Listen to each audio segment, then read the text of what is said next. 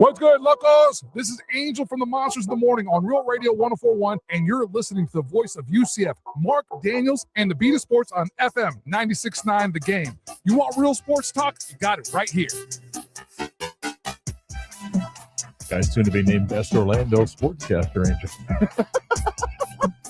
So do I need to adjust? Do I need to have him recut that? When he wins again, yeah. Sure. No, we love Angel. You know, before we start with the heavy sports stuff today, can I play something for you that should be like the biggest story in Orlando today? Okay? Okay. I'm going to play something because, you know, in the world that we live in now, you can take a story, a written story, and then through the world of Chat GPT and so forth, you can hear the audio version of it, okay? Right. I want to play something for you. Like, how are we not focusing on everything today in Central Florida? This is the story, okay, from the Orlando Sentinel this morning. Okay, you ready? See if I can get this here. Hold on. More may be on the way. Oh, wait. Hold on. Invasive lizard. Hold on. I got it. Go. More may be on the way. In a flash of curled tails, mottled stripes and neon scales, invasive lizards are moving into Central Florida. And they're here to stay. The reptiles, ranging in size from a few inches to several feet, have been increasingly sighted in the region, often traveling from South Florida, where they originally landed by hitching rides on international ships or through the exotic pet trade, according to the Florida Fish and Wildlife Conservation Commission. What? I don't even know what it is. What? What do you mean? What kind of lizard? Hold on. They include the brightly colored Peter's rock agama, spotted around Lake Eola in downtown Orlando, at Walt Disney World's Magic Kingdom and on the University of Central Florida campus, among other local areas, according to reports on iNaturalist, an online platform for wildlife sightings. The Argentine black and white tegu, a South American native that can grow to nearly 5 feet long. What? What? Like, we should all stop and just gather and figure out a plan for this right now. This is like the biggest story in the area. What do you mean? What are 5 feet long? What is that? What? The attack of the invasive lizards right now? I'll scroll through videos. This isn't just your little iguana roaming around here. I'll scroll through videos, and there's this one guy that keeps popping up. He goes down to the Everglades, and he's trying to find the 20-foot Burmese python. Yeah. We have invasive snakes here. Okay, not in Orlando. You want to go down to the Everglades, have at it, okay? It's like an understanding, okay? It's like Scott Harris said, the ocean's fun until you realize it's unregulated and the animals get to kind of dictate what's going on, okay?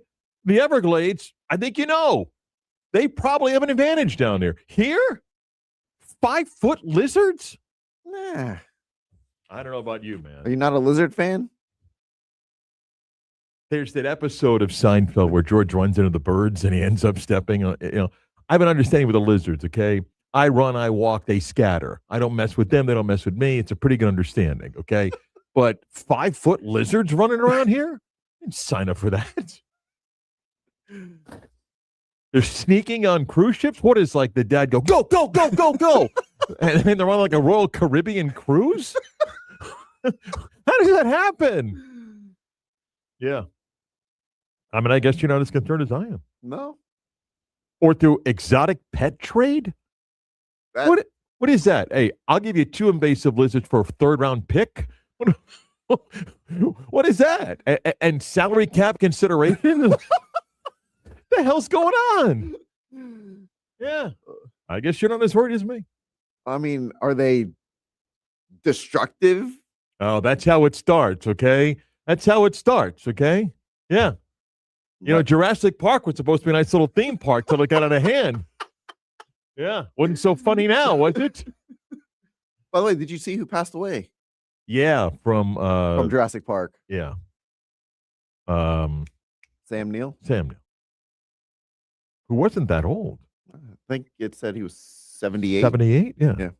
Sam Neill passed away. So, anyway, how you doing, Chris? You all right? You good? I know you had a long weekend. It's been a long weekend, too. Crazy few days.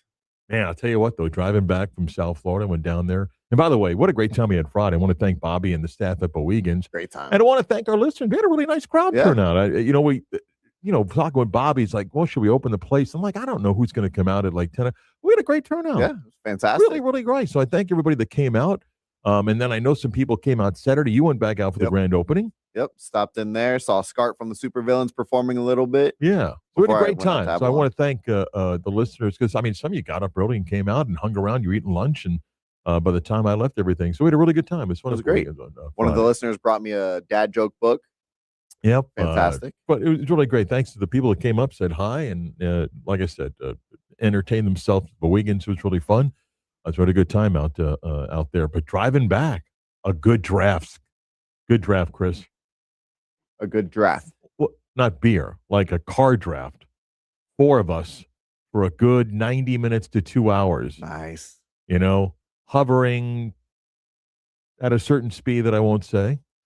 No, it didn't begin with a 9. Did not begin with a 9. No, just a 1 followed by a 0. No. It may have been an 8 followed by a mid to upper figure next to it.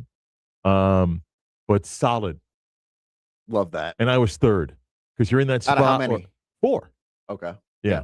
You're not the leader where you may get tagged, and you're not the trailer where you. So I was third. Nice. It was good. Nice. Good zigzag. Good stuff. Were you zigging and zagging too? No, not that cutting people off. Like clear advantage to move. And at times I fell out of the draft, and you got to catch yourself back up a little bit. And do you get annoyed by people who camp out in the left lane? Like yeah. Move. Yeah. Especially when it's kind of obvious. So I'll be honest, I'm a jerk when it comes to that. If the speed limit is 70 and you're doing 70, 71, you see me coming up and you just want to sit there, I will gently go around. Yeah. And then I'm jerking it back over. I am cutting you off because get the hell out of the left lane. Yeah. But I made a good time. Got driving down after the show Friday. Everything's great, but then there was apparently a bad accident on the turnpike in Palm Beach. Had to get off of that, and then that wasn't easy. And getting on 95, and by the time you hit 3 o'clock on a Friday in Palm Beach, forget it on 95, man. That is just forget it. You're not moving. It was brutal. I mean, the last 35 miles to get to my sister's house was like, come on, man, let's go. Can't stand that. Yeah. You're right there. Oh, yeah. All right, it's Monday. We got a whole bunch of things the weekend that was, which we'll get to. Got some Magic stuff with their Summer League, and Jeff Weltman sat down on the Summer League broadcast and said some things, and we'll chat briefly about that. We got baseball has reached the All-Star break. We got some soccer to get to. Kurt Badenhausen's going to join us a little later, Sportico and Sports Business. Did you see what the Seahawks sold for? I want to ask you, is that a conflict of interest? Of what? Who bought the Seahawks? Because aren't they part owners of the 49ers as well? Oh, he's got to divest in that, though. Okay. Yeah. No, he's got to divest. I was going to say, that's not a conflict of interest? No, well, he's divesting before the sale is approved. But the $9.6 billion, it's insane.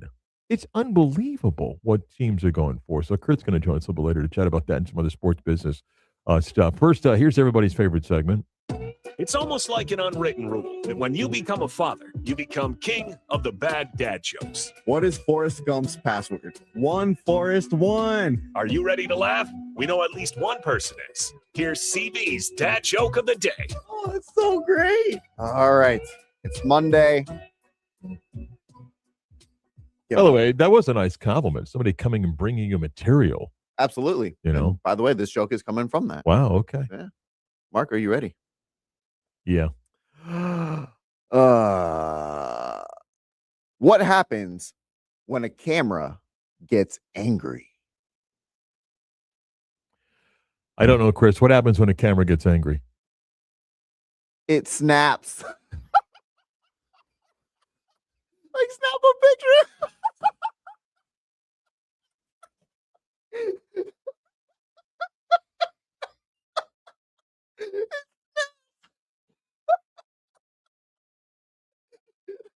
I was expecting better. It was okay. It was okay. What would the punchline have been? I don't know, but I was I had to feel like I'm going towards something really good. I was like, yeah, like a bloop single. That wasn't like a stand-up double within a home run. It was a bloop single. It's all right.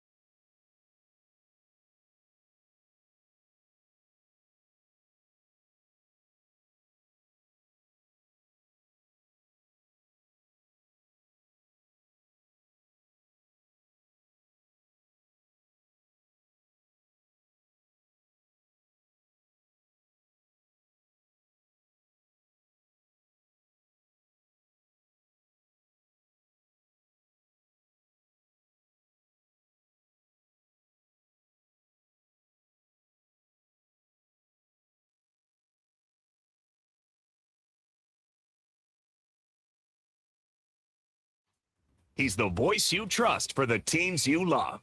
You're listening to Marc Daniels and the Beat of Sports.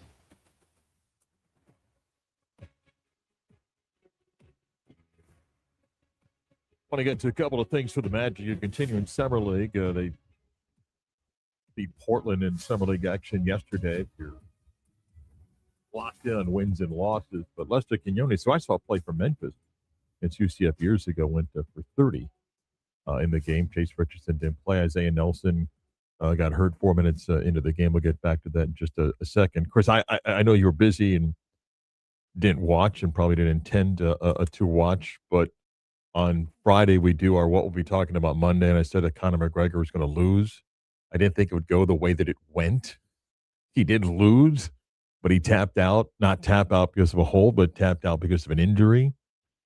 And I love a good conspiracy. Let's hear it. No, I said this earlier to Kelly.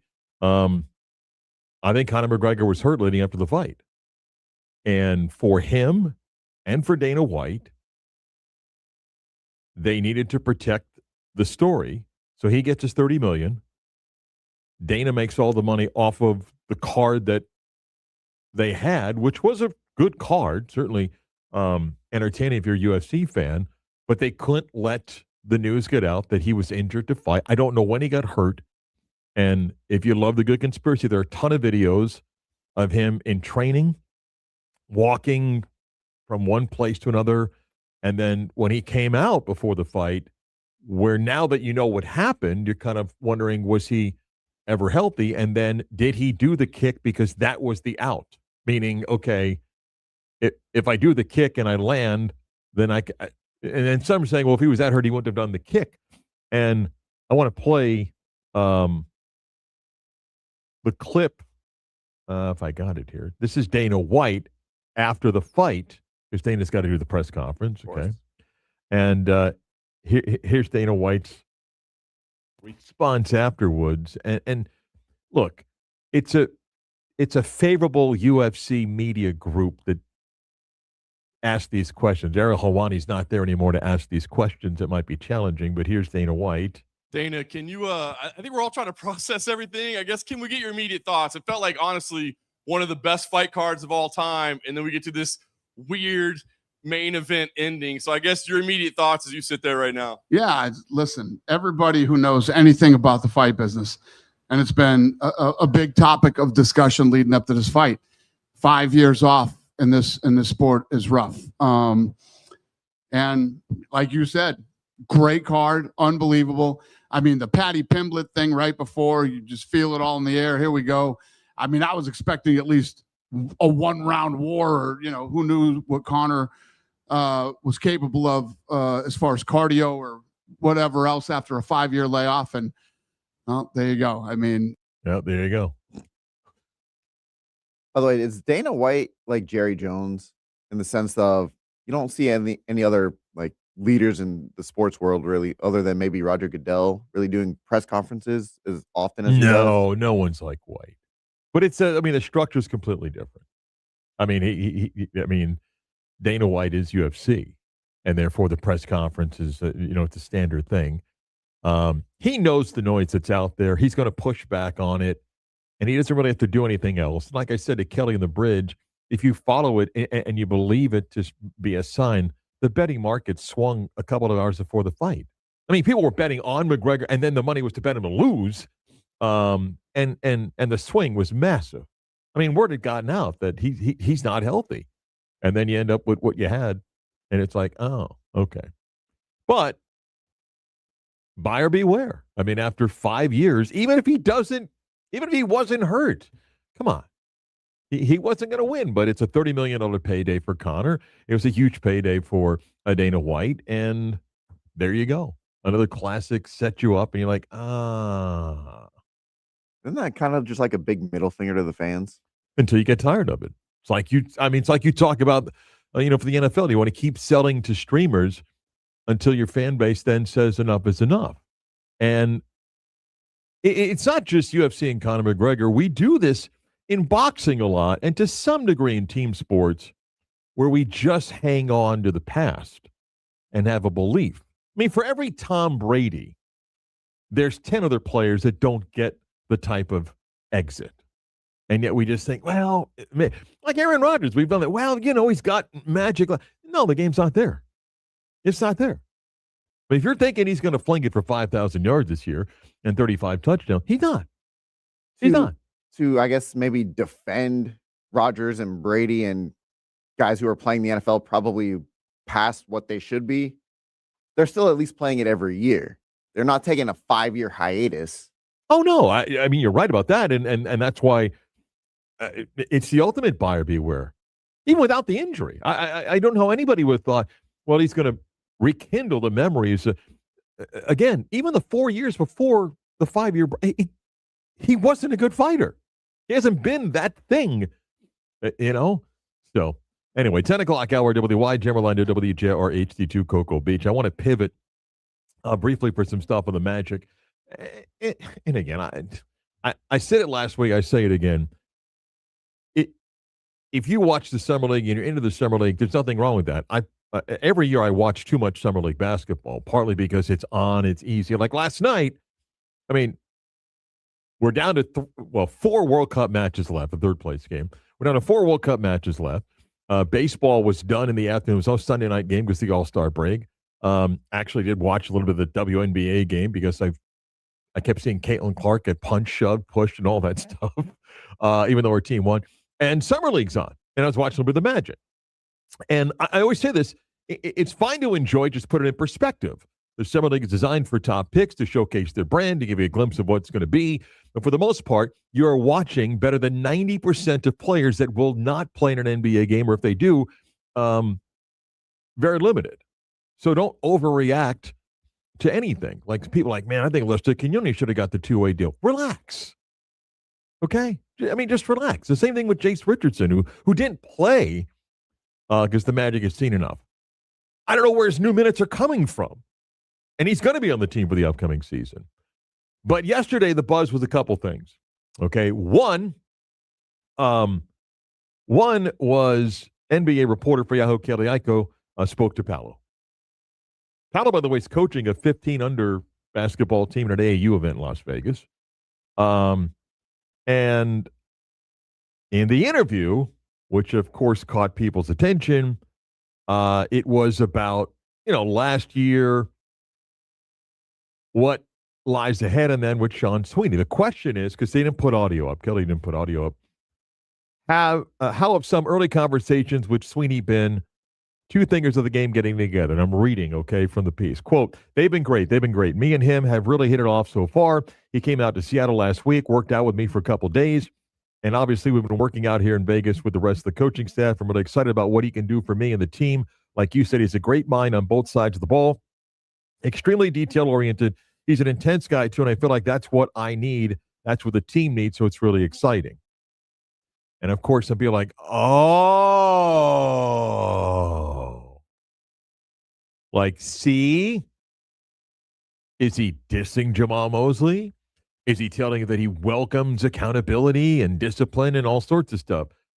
Again, we're going to wash, rinse, and repeat this during an off season when it was clear to everybody that there was a disconnect last year for a number of reasons. We don't need to rehash all that stuff.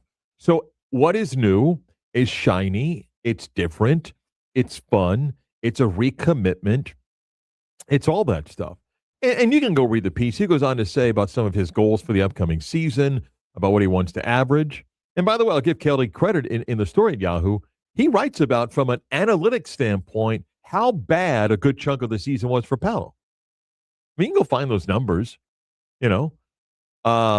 So if the coaching change, and clearly it is a reason why there was a coaching change, if the coaching change will lead to a more motivated and a better Paolo, then that's a good thing if you're a Magic fan. You're still going to play the season, but if just a different voice motivates him, and if something new and shiny and a coach me mindset works, that's great. That's great. Then the results will ultimately tell you, did it work for both the team and for the player? and that's to be determined. Jeff Weltman sat down with the broadcast crew of the Summer League game. And a lot of these are designed just for that. You get a chance to catch up. The play-by-play itself is not important. Colin Castleton getting a layup is not exactly breaking news. But I want to play a couple of clips. This is Jeff Weltman. George Sedano is asking the first question here about the hiring of Sean Sweeney and why. Yeah, we're really excited about this season. Obviously, first and foremost, as with all teams, we hope for health. We lost a lot of guys for a lot of games last season, and the stretches that we were able to provide ourselves of health, we performed at a pretty good level. And so we really felt it was important to, especially with the age profile of our team, to try to understand what we have and bring the group back. So we're really excited. They've all been doing a lot of work. They've been very attached, and we're excited to get them underway next year. And also a new head coach for you guys. Yep. Moving forward with Sean Sweeney. So talk about that process and bringing Coach Sweeney into the fold. Well, Coach Sweeney's obviously been one of the rising stars amongst the assistant coach fraternity for a little while now. And honestly, we had never spent a whole lot of time with him, but our time with him was so impressive. He just really had a command of the material. It was quickly accessed. He understood how to communicate it, how to break big things down into smaller bites that are easily teachable and digestible and measurable. And, those are the foundations for developing players in a way that helps the team win. And, his communication style was direct, compact, and, he really impressed us from the outside. I want to add, and Chris, it doesn't have to be an NBA basketball team. You can be in any industry, any line of work. And if a company says, you know what, we like the team, but we want to change managers. Maybe someone got a promotion moving on. You got to pick the right personality. Look, you assess the talent that you have and make a decision about who you bring in to manage that team. Is it more about motivation? Is it more about, hey, that team's broke and we've got to completely change it? The Magic made the decision, and they made the decision, I believe, towards the end of last year that just finished up. They're running it back. That they were going to run it back. That Jeff Weltman convinced ownership that this is the right team to win, but it needs a different voice.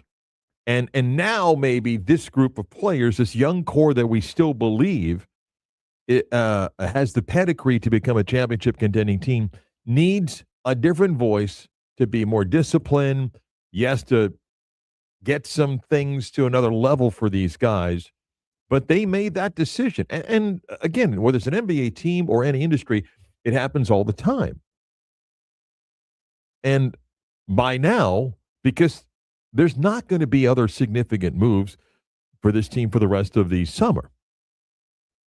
But they clearly felt like, let's not bust up what we think works.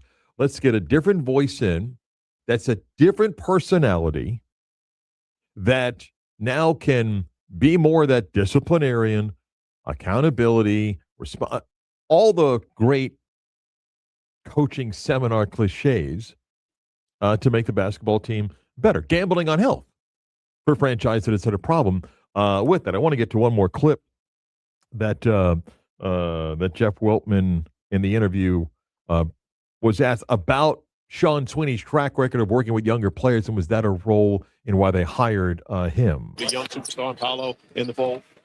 For sure, not just Pete. Our whole age profile, like our starting lineup is one of the youngest in the NBA, and when you think about Paolo and Franz and Anthony Black and even guys like Jalen, they've been around for a while. They've been together for a while, but they're still very young players. They're all pre-prime. And so to have a guy like Sean who has a track record of really improving guys, and not just individually, but in a way where they each make each other better and they understand how to make the team better. And obviously, you need individual skills, but you also need a whole lot of other work that goes into that to raise the unit. And I think our guys, the way the season ended last year, have a very bitter taste in their mouth, and they're hungry for this. Again, when the Magic made the decision to fire Jamal Mosley, there's two paths you go down. You choose a path of the veteran coach that's been to the wars, that's got experience as a head coach, and when the rumors of Jeff Van Gundy and Billy Donovan or Terry Stotts or whoever you want to put on that list, you would say, well, now we're just bringing in somebody because of their experience that can coach this team from an X and O standpoint that isn't so much about the locker room development of young players. Or you go the route of, I want to hire somebody that can relate to young players because this team still needs and again, back to those cliches of accountability and discipline and all that stuff. When you get removed of the emotion of how the season ended and you go back, in many ways, the picture's very clear. I don't know if it worked. I'm just saying the picture's very clear that they made the decision. It was about health. And it was about health, and it was about a message that needed to change with a different voice because that voice got tired, which happens. People often wonder why teams with winning records make coaching changes because sometimes the voice gets stale. So you need the new voice to motivate the players, to take the young players and be able to not break them down and start over, but say, okay, this is now how we're going to do some things. But in the end, the only thing that matters is to win. That's it. That's it. Again, all the stuff of motivation and holding players accountable, that's good. That's good. But it's about winning. That's the bottom line in this whole thing. So whatever last tweak or two the Magic make with an open roster spot, the picture's very clear. Going back to the end of the Pistons series, it was this team is good enough to win if they're healthy. What they believe is going to be a different, fresh voice to have a standard that these players will have to accept or blank. And I don't know what blank is because in a player-controlled world, I'm not quite sure what that all means. But that's where the team is now. And Isaiah Nelson's ankle injury may mean he's done for the summer league, or maybe this is where they got a couple of games left. All right. Kurt Badenhausen of Sportico is going to join us in about 20 minutes. The Seattle Seahawks sold for $9.6 billion. What has happened in the world of selling franchises? But up next, it used to be a big deal and an honor to attend this, and now nobody goes. We'll explain next.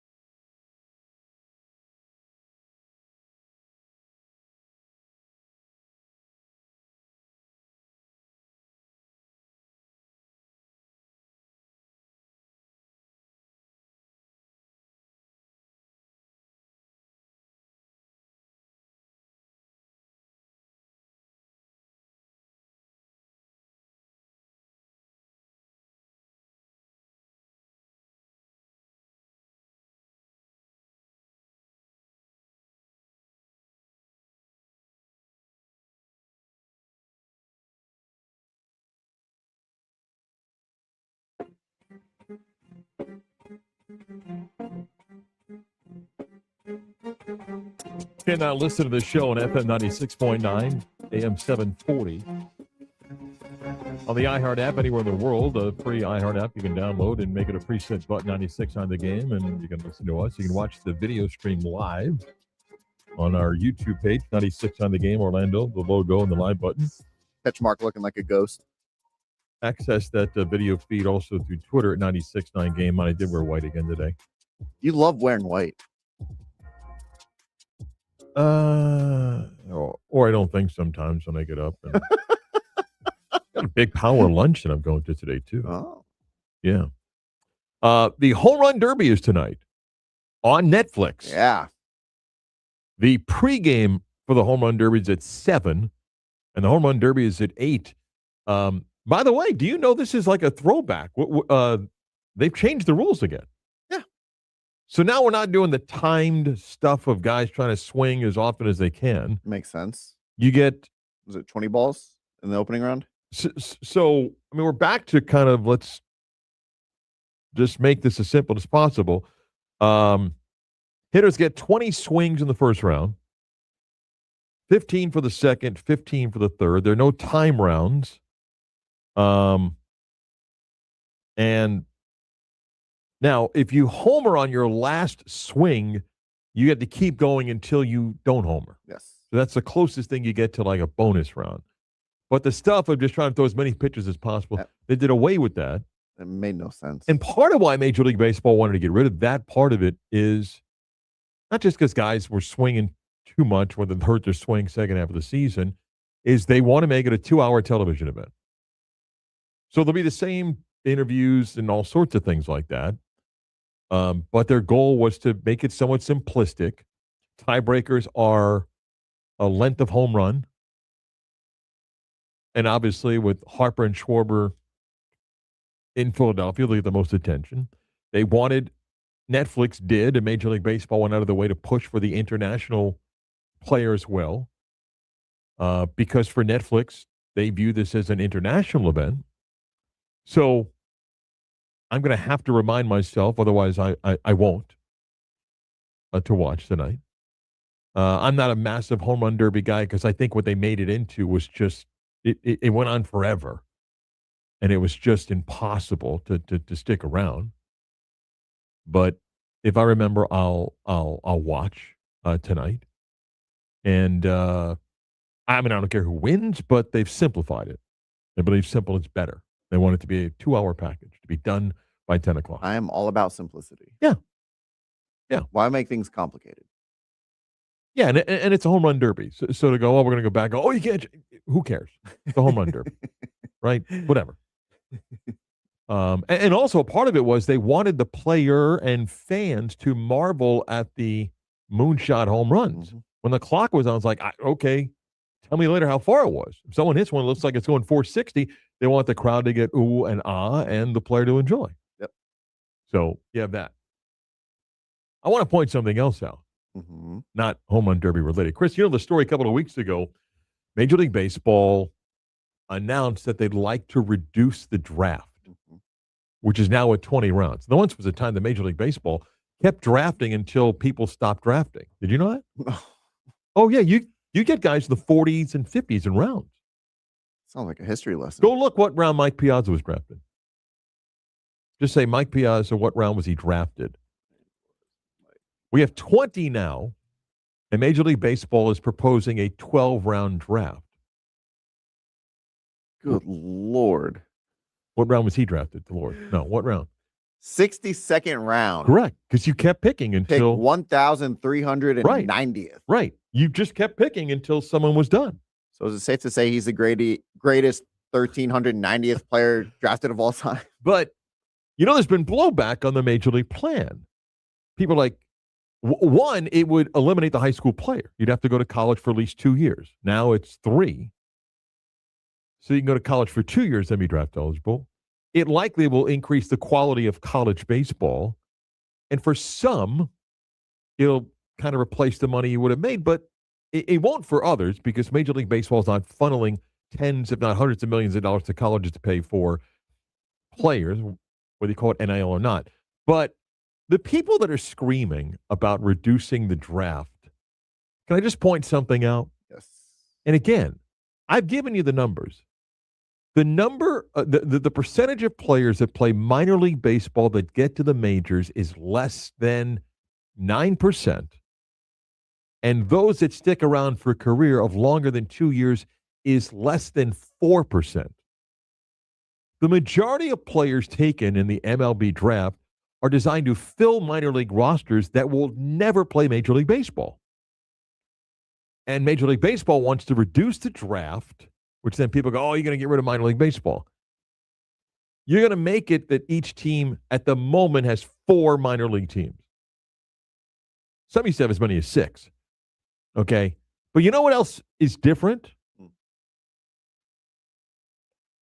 In the NFL and in the NBA, a player drafted, I mean, you can, doesn't have the option like you do in college, in MLB, where the high school player is part of the draft, with the college player. We're not doing that in the NFL and the NBA. We're not doing that where if the Cowboys wanted to take this 5-star wide receiver from high school and then draft him in the first round, and then he goes, yeah, how much? And then Jerry Jones goes, here's my final offer. He goes, no, I'll go to Texas to play football there. You don't get that option in the NFL and the NBA. And here's why it's important in baseball. Do you know how many of the top picks were at the draft a couple of days ago? This is the MLB draft. And before you answer, can I play something? Yes. Okay. Let me play Rob Manfred, Commissioner, Major League Baseball, with the first pick of the 2026 draft. With the first pick of the 2026 MLB draft, the Chicago White Sox select Rock Chalewski, a shortstop from UCLA. First off, it's Chalewski, but way to blow the name. I mean, you would think, Chris, the clear cut number one, you would think they're going to go over with him, right? Go over with him. Okay, how many top prospects were in person for the draft? Again, in the NBA and the NFL, it's a big deal. Not everybody, Fernando Mendoza, but, you go up on stage and everything. How many of the top draft prospects were at the MLB draft? Chris, go. I'll say, based on how you're setting me up, I'll say 0. The answer was 0. None. That's also a reason why MLB wants to change the draft. The reason is, first, it's, well, I want to be with friends and family. It's the vibe isn't the same because it's almost like a fake environment.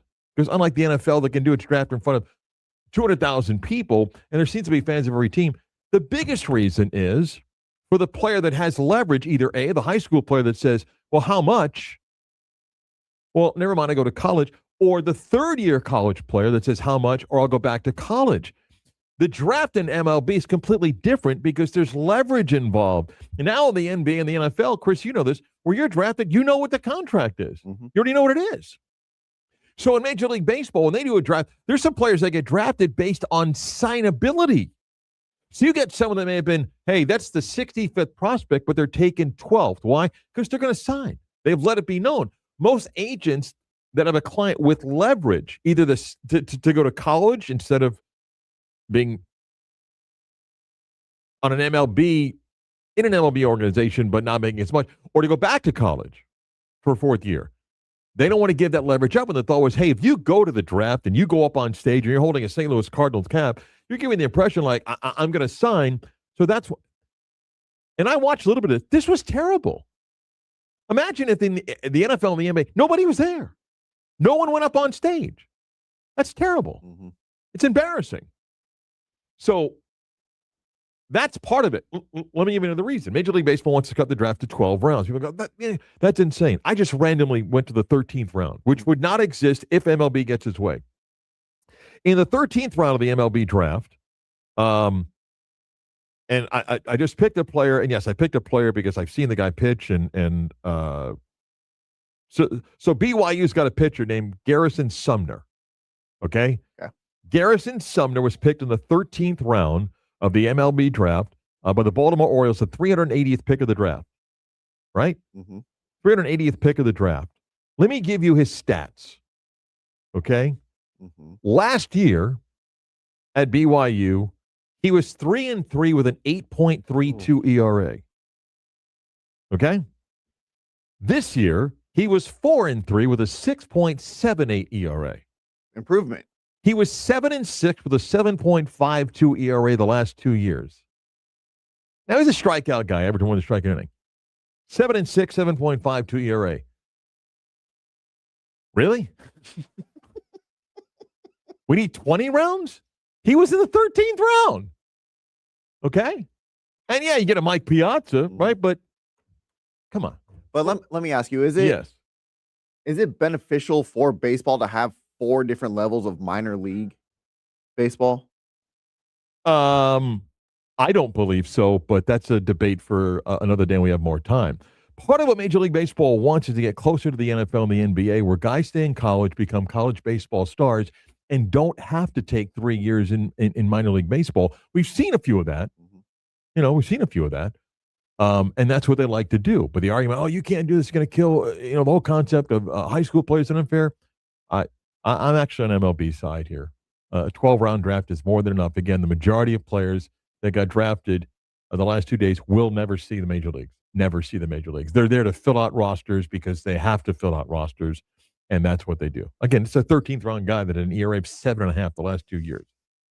Yeah, but he throws hard. Speaking of big dollars, $9.6 billion is what the Seahawks went for. How? And the crazy world of buying sports franchises next.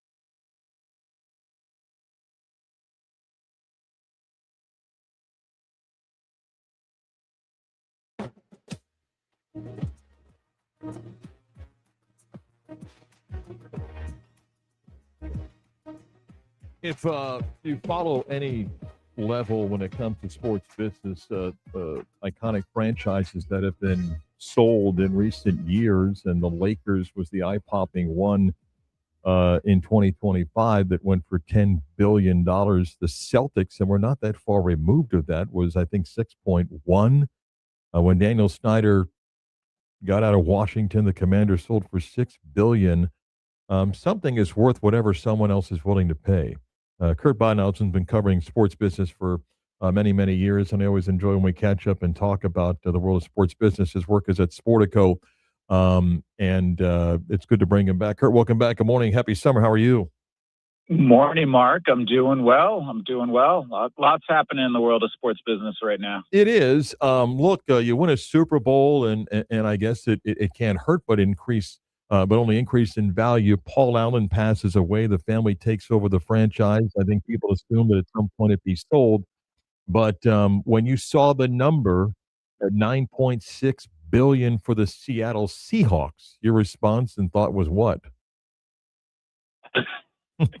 I thought that's a lot of money. Yeah. But probably around where we thought this would ultimately land. I mean, if you're looking at looking at recent transactions, again, these are minority stakes, but that's kind of what it costs to get in the NFL right now, particularly, a better market like Seattle. If you look at minority stake sales, Cleveland Browns just sold a stake to Arctos at $9 billion. Arctos isn't buying in.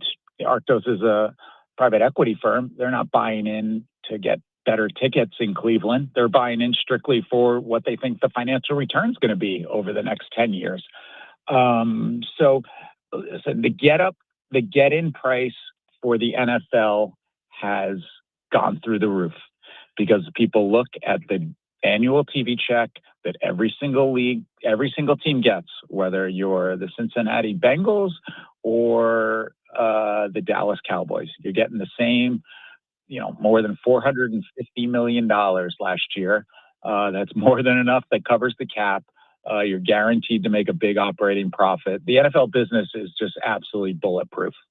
I know that there's a formula that's used to kind of say, here's what the team is worth, but and I'm asking you to guess here. Did we get to, competing bids and someone goes 8-8, 8-9, 9-9-1? I mean, at some point you think, okay, now we're paying a little bit more. I mean, I can't imagine like you give me your blind bid and someone else does, and someone's like, whoa, there's $600 million more. We'll take it. How do we get to this one?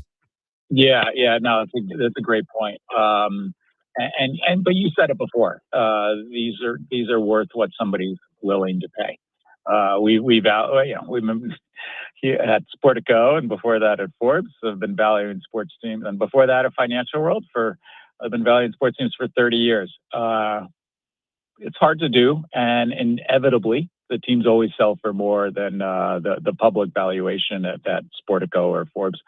And recent history shows the runner-up bidder is often saying, "Oh, that was an overpay. That was an overpay." But you know what? The values keep going up, and we've seen it recently in the NBA. Even before the Celtics and Lakers sales last year, people were making bids on franchises, saying, "All right, I see this as an overpay, but in 2 years, the number will be okay, and I'm comfortable with it. I'm going to own this for the next 25 years. So if I overpay a little bit now, that's okay." But I think you probably had multiple bids come in over $9 billion in this situation, from my understanding. People knew. Listen, the reality is NFL teams do not come on the market very often. The average ownership tenure is more than 40 years. Commanders were the last one in 2023. There's no obvious team that's going to come on the market again in the NFL. So I think probably you had multiple competitive bids over $9 billion. This is not a situation like if you go back to Steve Ballmer, who paid $2 billion for the Clippers. The runner-up bid on that one was $1.4 billion. So that's a $600 million gap back when franchises cost less than $2 billion. I'm going to ask you to give me your thoughts on how the ownership world has changed. It used to be the local guy at a few car dealerships, or he had, the bread company, and he was able to buy the team, and he lived and worked and would go to games. And then I think we maybe moved towards the .com guy and the tech guy. And I don't know now if it's the private equity guy, but how has the ownership world changed where now the people that are buying these teams are different than 40, 50 years ago? No, you absolutely. And anytime an NFL team comes up for sale, the interest is countrywide. Before Josh Harris ended up buying his boyhood team in Washington, but before that, he tried to buy the Denver Broncos, 2,000 miles away. He ended up losing to Rob Walton, whose family has a house in Colorado, and so Kosela family is a California family, so Seattle's a quick shot north. But yeah, David Tepper bought Carolina. He's not the Carolina Panthers. He's not a guy who's based in North Carolina. The price tag of these things has gotten to the point where, and they come up for auctions so rarely that people from outside the local community. Seattle is an interesting test case because you have so much money in the Pacific Northwest. And then if you extend things down to Northern California, you have even more so.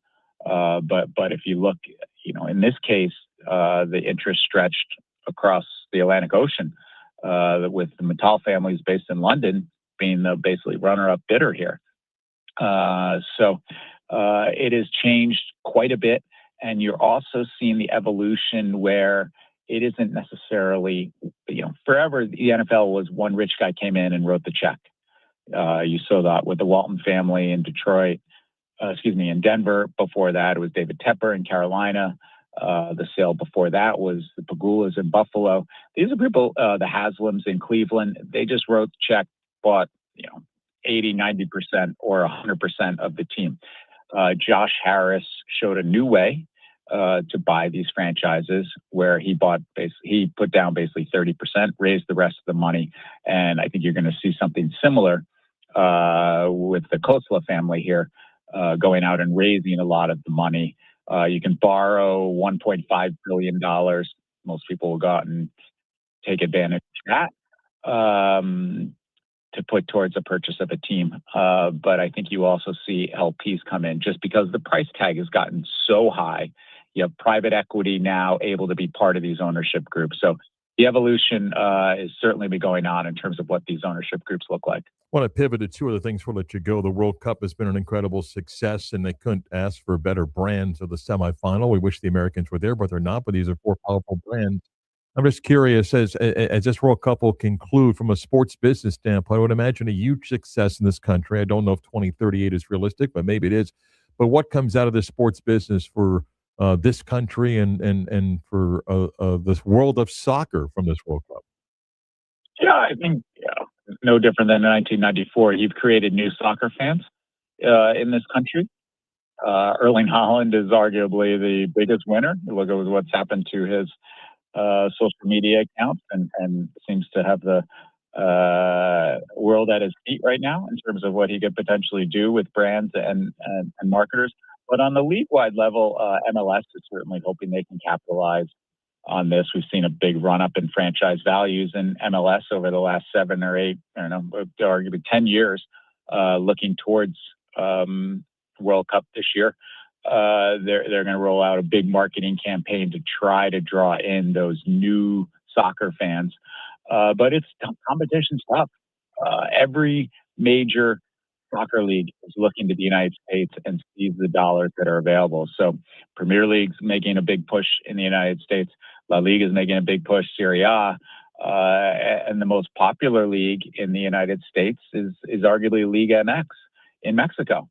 And we've seen the ratings of the Mexican soccer team playing. I mean, just unbelievable. More than 40 million people tuned in this country to watch their game against England. So it's a dogfight for MLS, but they'll certainly see, I think, an initial uptick of new people taking in who want to take in the domestic league.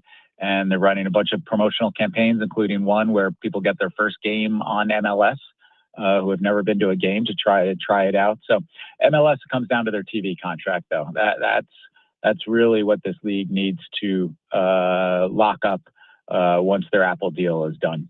Let me end with this. The NBA comes off a year which the Knicks win a championship, and in that market, you would think it's great business for the NBA, and it is. The league's got a new massive TV deal, but Kurt, there are some numbers that are a little bit concerning because the increase in salary cap has slowed, which is not the same compared to other leagues. In a way, the Knicks' run to the postseason cost money because there weren't as many games that were played. And the other part of it is, as you know, regional sports networks are a thing of the past, and to a number of teams like here in Orlando, that's significant dollars no longer there. Is there something to watch of the NBA's revenue right now? Yeah, we did some exclusive reporting last week looking at what revenues look like and what that meant for the escrow account in terms of money going back, being split between the owners and players, and basically NHL and NBA typically have an escrow to help the numbers fit in their CBA. Players are end up going to take a 5.5% reduction on their salaries for last year. Because to your point, the regional sports network meltdown continues, and those are significant dollars as the league transitions to a new model where they're going to take greater control over how local games are distributed. The new national TV deal wasn't enough, so I think a lot of people saw the new national TV deal get done. $77 billion over 11 years and thought, players, and we saw all sorts of projections. You're going to have the first $100 million player in this year. And everybody was projecting 10% increase to the cap because the national TV money was going up so much. And 10% is the max increase from the salary cap. But you can't, during this transition time on the local media front, it's really, it's been a pretty significant impact on overall revenue. So you're looking at the cap next year, I think up 5.5%. So that gets a little tricky because in these max salary deals that the best players sign, they're going up 8% every year is the normal escalator. So that gets a little tricky. The stars then become a bigger percentage of your cap as time moves on. Kurt Bettenhauser is the sports reporter at Sportico. He's on Extra Twitter. You can find the work there. A lot of interesting business stuff that's out there. And I guess $10 billion is now the new norm for a franchise. Good catching up, Kurt. Always appreciate it. Have a good summer. We'll talk again. All right. Thanks, Mark. You too. Be well. Kurt Bettenhauser of Sportico. $9.6 billion for the Seahawks. Yeah, it's incredible. And as I said to him, and he's done this for years, you think, and actually I was listening on a drive back, Bill Simmons, one of his a new podcast, he talked about the different, and this before the Seattle thing was announced, but about ownerships. And you went from the local guy that owned the team, and now it's that there's a good chance that new owner has no connection to your city, doesn't live or work there, won't ever live or work there. It's just something in the portfolio. And the dollars now are a conglomerate that X percent is coming from that owner's pocket, and the rest is from partners that he's put together, as the case in Seattle here. And it's a different owner, and it's just the days of the local. And there's still a few places that have local ownership, but for the most part, it's a different owner these days. And for the money you're talking about, $10 billion to pay for teams. That now is the new number. Well, again, you look at Tom Dundon, owner of the Carolina Hurricanes on one side of the country, and the Portland Trailblazers, completely other side of the country. Oh, yeah. It's and as much as I laugh and pick on Chris, I mean, and I don't believe Jerry will ever sell and go to the family, but if he decided with the stadium, I mean, my God, the Cowboys could sell for $15 billion. I mean, I'm making up a number right here. Same deal with James Dolan. If he decided to get out and sell the Knicks and Rangers in Madison Square Garden, oh my God. Is there a point where, and you said it, things are only worth what people are willing to pay, but is there a point to where not only are the selling of the sports franchises getting out of hand, but pretty soon we're going to dip into these player contracts that are reaching $1 billion. Like, is that? Hang on a second. Even though we're running a little bit late here, even though Victor Wembanyama took $50 million less than what he could have taken, your question is what? Are we getting out of control with that? Yeah. You do realize the model set that if the player's making that, the owner's doing really, really, really well. Remember what Kurt said? The current TV contract in the National Football League pays every NFL team $450 million before they sell a single ticket. What's the salary cap in the National Football League? Was it 300, 303, something like that? Before he sold a season ticket.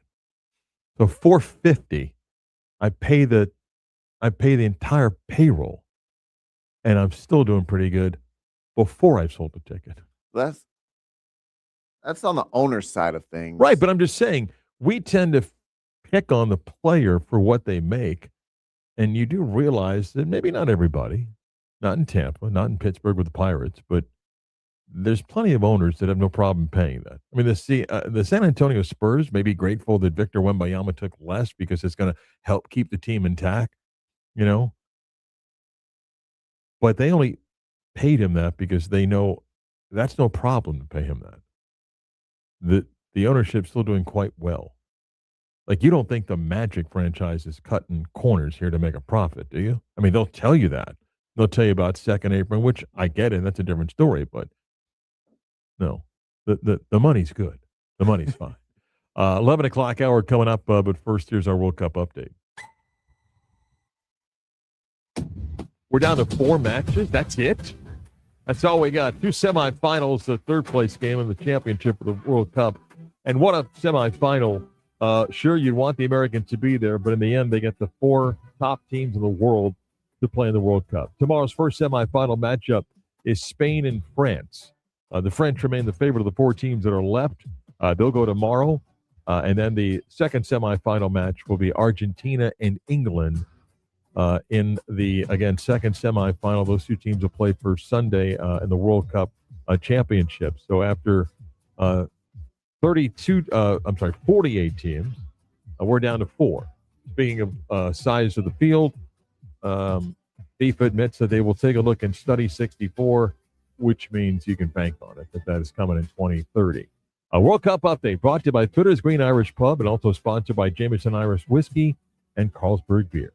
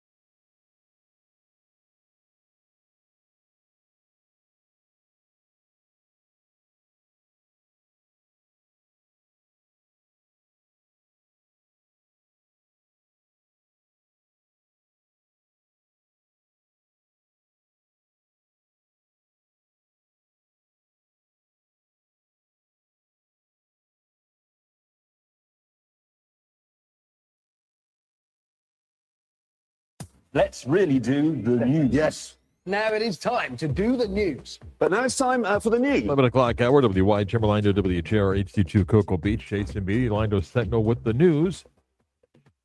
Rookie Isaiah Nelson suffered a fracture in his left ankle in Sunday's Summer League game. According to Beatty, Nelson will undergo surgery, expected to miss 3 to 4 months. And so the injury curse continues. It's unreal. You can't make it up. It's unreal. You can't make it up. I'm not laughing. It's not funny. 3 to 4 months. But it makes you wonder how you can just kind of sit back and be like, we're going to hope for health again. Right. And again, if you saw the play, he made a block and landed on a teammate's foot. Yeah. That's how it happened. And now he's out 3 to 4 months. And away we go. Can't make it up. No, you cannot make it up. It's just unbelievable. Yeah. Wow. World Cup semifinal set for tomorrow. Back to the NBA for a second as the Summer League continues. Any thoughts on the Bam Adebayo Tyler Hero fight? Is there video of it? Not that I'm aware of. I mean, Tyler did an interview afterwards saying, we're all cool and everything. Well, now we got this whole Udonis Haslem, Draymond Green beef going on. And, of course, let's post everything online to make sure that everyone knows that we're beefing. You can't call them. You got to post it online. That's more drama than the Hero Adebayo situation. Yeah. We're supposed to be grown-ass men. What are we doing? Draymond Green was calling out Udonis Haslem like you're going to bring the same energy towards Bam and Tyler Hero fighting because Udonis was critical of Draymond over the Poole incident with the punch. Jordan Poole. Yeah. And then, of course, Udonis Haslem put out like a 10,000-word manifesto coming back to Draymond Green. Instead of picking up a phone. But maybe he doesn't have his number. But it's going to help the podcast, though. Yeah, Supposed to be grown-ass men. What are we doing? Yannick Sinner won the men's championship at Wimbledon, 4-set win yesterday. He's now 5th in all-time money made. That's $69 million. Novak Djokovic, after losing in the semifinals, $194 million. How old is Sinner? What is he, 25 maybe? Oh, he's 26? I think he'll pass Djokovic. In what? Career earnings. I'm sorry, 24. Yeah, because the money is greater. I mean, because the money's greater. They'll certainly make more. Home Run Derby is tonight. It's on Netflix. Who's your pick? Who you putting money on? Schwarber. I love watching Schwarber bat. It's got to be a Philly guy. He's just a fat, lumpy guy that just keeps hitting home runs. No, I love him. He's great. He's great. Yeah. Again, it's on Netflix tonight.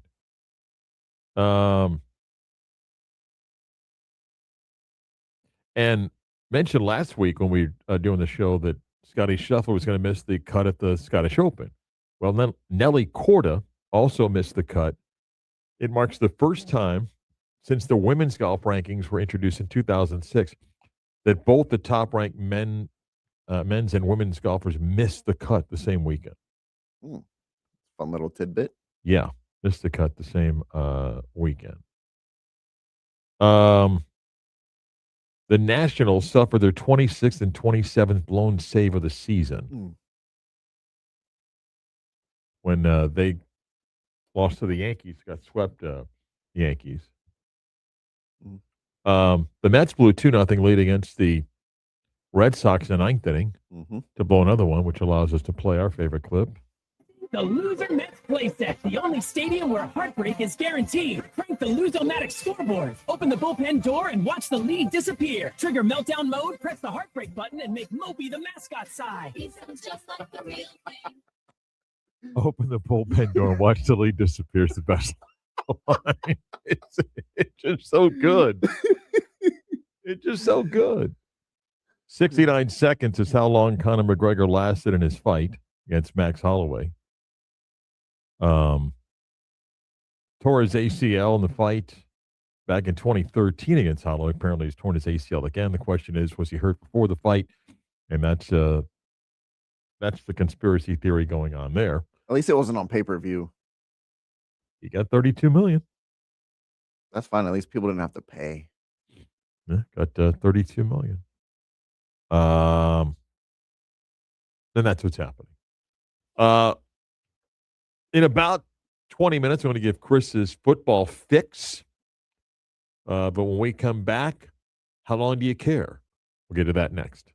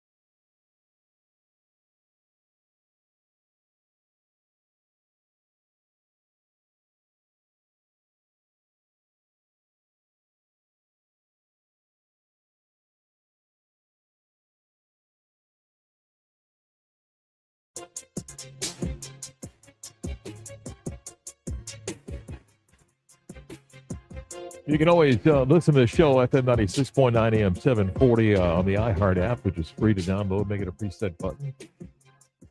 You can listen in podcast form where you get your favorite podcast. Type of the Vita Sports On Demand. You can watch the video stream live on our YouTube page, 96 The Game Orlando, and also access that via Twitter at 96 Game On. Again, the Magic themselves put out a statement. Jason Beattie, the Sentinel, I think he was first, and then the Magic put out a statement regarding Isaiah Nelson, the Magic's second-round pick from South Florida, suffered a fracture in his left ankle yesterday and will undergo surgery and is expected to return. Man, the Magic used this a lot. Return to basketball activities. Remember we did that with Franz Wagner?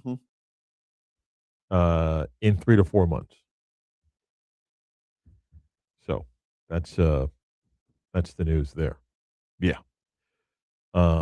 Played just 4 minutes in yesterday's game. Chris, tomorrow and Wednesday, the World Cup semifinals, and then a championship match on Sunday. And then the World Cup is done after what will be an incredible month-plus run of the World Cup. And we do this every World Cup in this country. What's next? And what has been consistent in this country, and I go back to 1994, the last time the World Cup was here, and every World Cup there's the build-up to the event. There's the casual fan that becomes a little bit more engaged because, one, it's patriotic, and two, it's all over the place, and it's hard to avoid it. And then you're like, I can watch this thing a couple of hours. Then you think you know what you're watching, and you're like, yeah. And then it ends. Everybody becomes a soccer expert. Everybody knows the soccer reasons why the U.S. lost and tries to become the tactician to break it down, just like everybody is a WNBA expert about Caitlin Clark and things like that. But then the question is, what happens next? And that's always been our problem from a fan standpoint. Like I mentioned last week, everybody has an opinion about the state of American soccer, the cost to play the sport with club teams, the distribution of the best athlete in this country. And I try to simplify it by saying, if you take American football, American tackle football, how long would it take the rest of the world to truly catch up to make it a competition? Not like, yeah, it's a cool league in Europe, or not like, over in China, they've got a program designed. Like, how long would it take? And I think, Chris, you guessed, like 80. I said a few decades. No. And I think it'll be much longer. Like, I think 50, 60, 70 years it would take. You'd be like, no. And the answer is, I don't know, but I think I'm more right in 50, 60, 70 because you don't just build an infrastructure overnight. And part of it is about soccer in this country is that we're still relatively young, and also what we care about compared to other sports. That's not the fault that we have other sports that we're more passionate about. But the question is, if you are in the group that got engaged in the last month plus, to the point that you even watched England, Norway, because it was on and like, I want to watch, like it became appointment viewing for you. The question is, what happens to you now for the next 1, 2, and 3 years? Because in that fourth year, you'll get back to the hype of the World Cup coming and you'll kind of get re-engaged. But that's the question. Because, and if you're saying, well, what am I supposed to do? Good question. How much do you follow? Because just like most Olympic sports, you're engaged when the event's going on. And you want the U.S. to win. When it's over, I'll see you in 4 years. Right? Like, one of the most exciting Olympic events, 100-meter run, 4x100 meters, gymnastics competition. I'm talking about the ones that draw big ratings. Ice skating, right? How much of that do you watch outside the Olympics? And the answer based on audience measurement is not much. Not much. And by the way, the ones that I mentioned, we're really good at, by the way, in the skating, the track. And so the question is, what do you do moving forward? The Gold Cup is an international soccer competition coming in 2027 that the U.S. is hosting. If you're not familiar, it is nothing like the World Cup in size. Some of the same stadiums that you're watching will be used, but you're not going to get the same attention. So the question is, will you care about that? Will you care when the U.S. is playing? Will it become appointment viewing for you? Will you get on the bandwagon and follow? Because, Chris, history says you won't. You won't. And by the way, that's not being critical. It's just that's what history tells us. When it's in front of me, I'm all in. What do I got to do? When it's, I got to go work to find it. And who are these teams that the U.S. is playing now? Like, where's that Holland dude? Right? Where's the, how do you say, Bappy? Like Kylian Mbappe? That guy. That's often what happens to the fan side of things. The team, they've got stuff to deal with because we're just finishing up this World Cup. There is this Gold Cup competition that happens next year, third week of June into July. I don't believe Mauricio Pochettino is going to stay as U.S. manager, but what is that team? How do you build for that? And then for World Cup, listen, we got 22 months, I think, before they begin the qualifying process for the World Cup in 30, which we got to qualify for. Your thoughts? What happens? Because we typically go, all right, call me in 3.5 years. I think that's what it is. Uh-huh. I don't know. Maybe there's a little bit of intrigue with everything that happened with Flo Balogun and the overturned red card or the suspended red card ban. But other than that, I don't know a lot of people that are like, man, I am now hooked on soccer. I need to get my fix like we have with the NFL. Right. July 23rd is 10 days from now. Mm-hmm. That is the draw for the Gold Cup. And on a worldwide scale, it's recognized, but not as big. Like, for example, the European Championships is coming in 2 years in Europe. That's massive to those countries because of the history of that event and the countries involved. Can I ask you something? Because if you're a new fan to soccer, is it difficult to become a fan? Meaning you have so many leagues, and typically the better leagues are over in Europe, where MLS, I don't know where you'd rank it in the tier of soccer leagues, but is it difficult to follow not only with all the soccer leagues, with their calendar is like you have a season, then there's tournaments within the season, and then they stop if you're playing. the casual fan that doesn't understand it's so hard to follow. Right, if you don't understand the calendar of soccer, it can be really confusing. And then, as you just said, what do you mean Manchester City plays in something other than the Premier League? Well, there's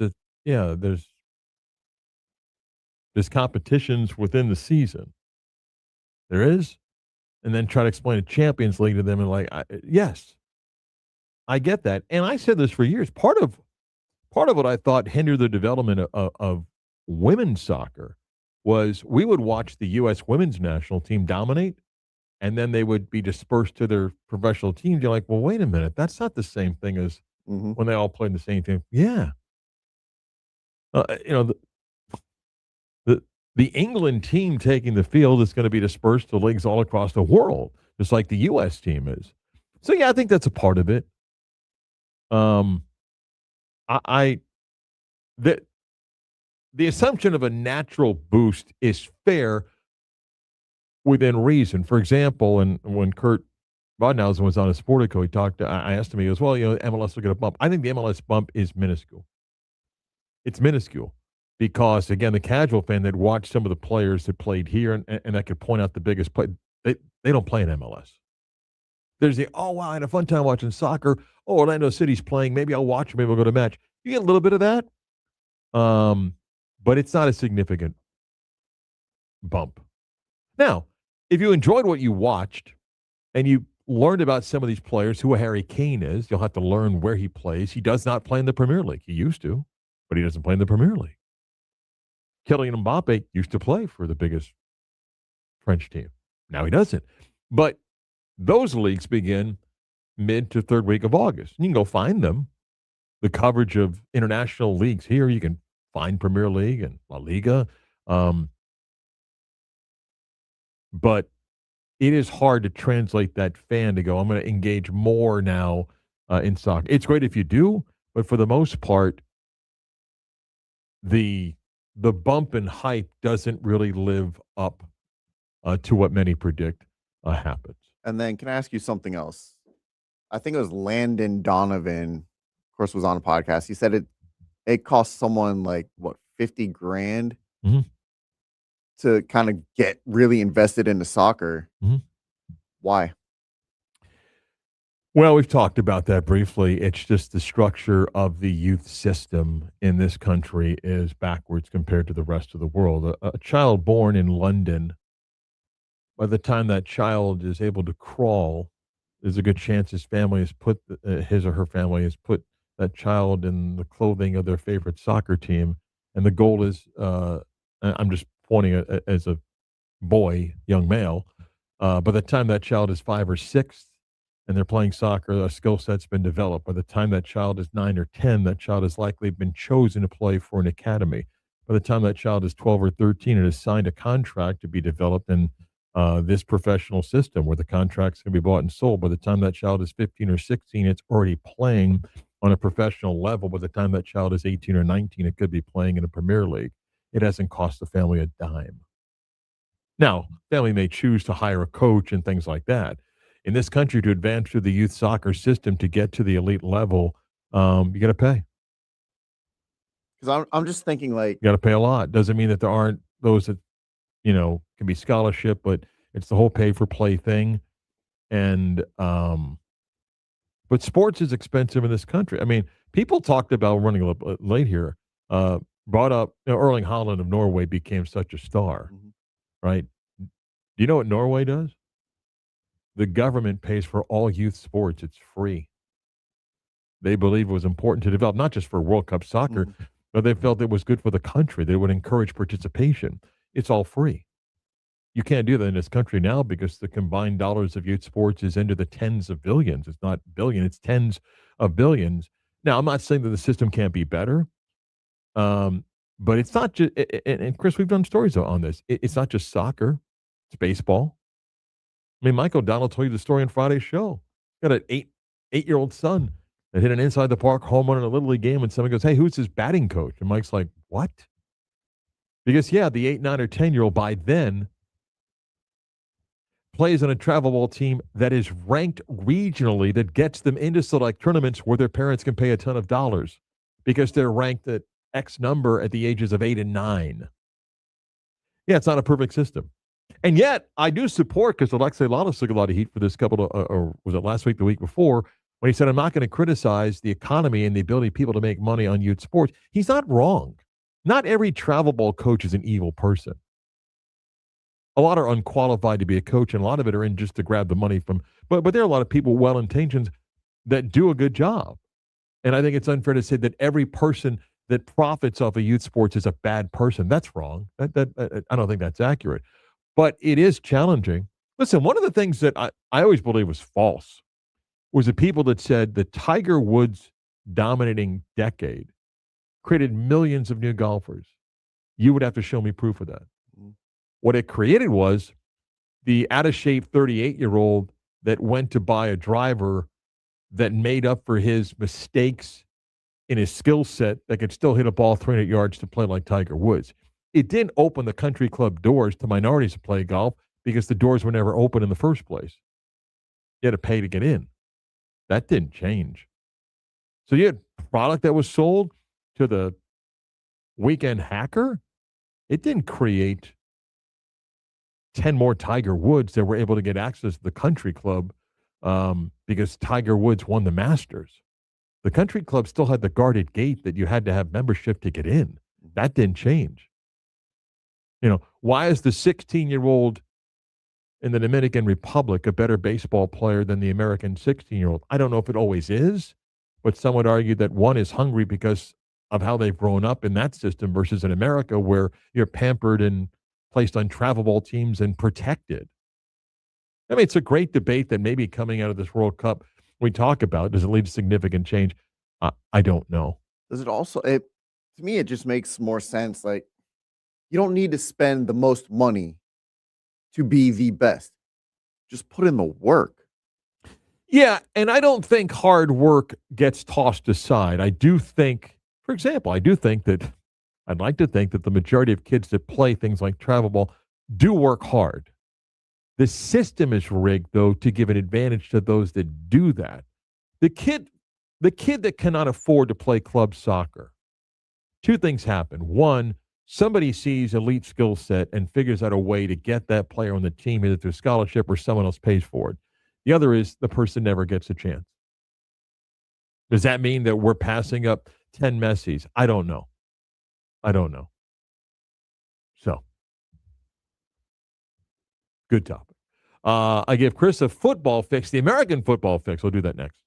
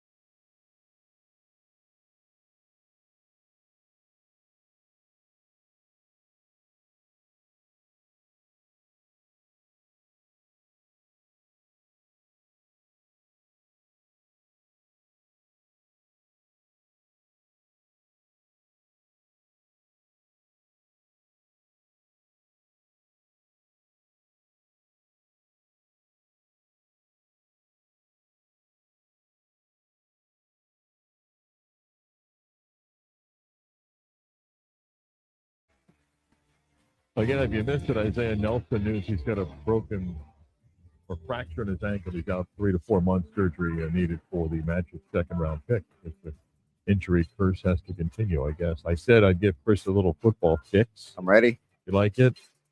I'm sure you looked the ESPN story as this is great off-season stuff. Executives, coaches, and scouts rank the top quarterbacks, right? I say this every year. I don't understand it. The love for Justin Herbert. I don't get it. Well, Josh Allen, they have it 1.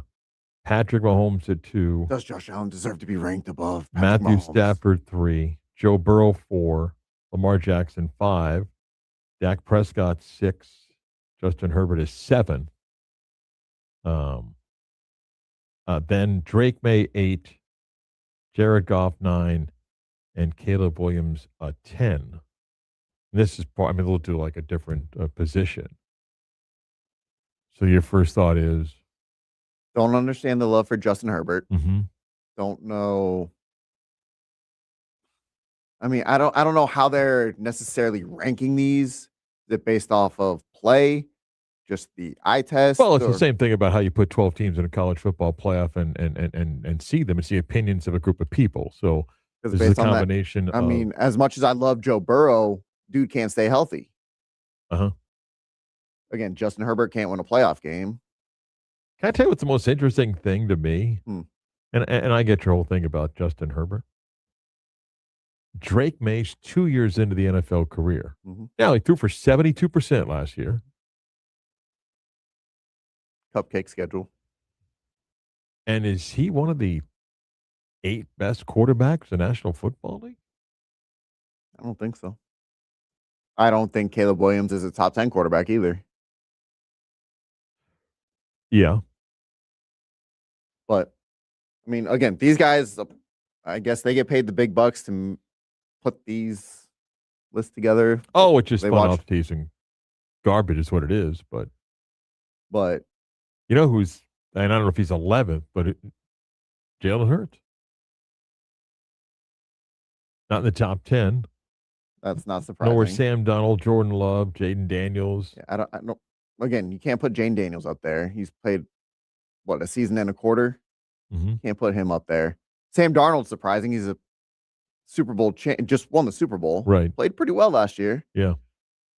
Jalen Hurts. But don't you get, like, for Darnold, fair or not, you get labeled, and even winning a Super Bowl, no bump. It's probably because he wasn't the Super Bowl MVP.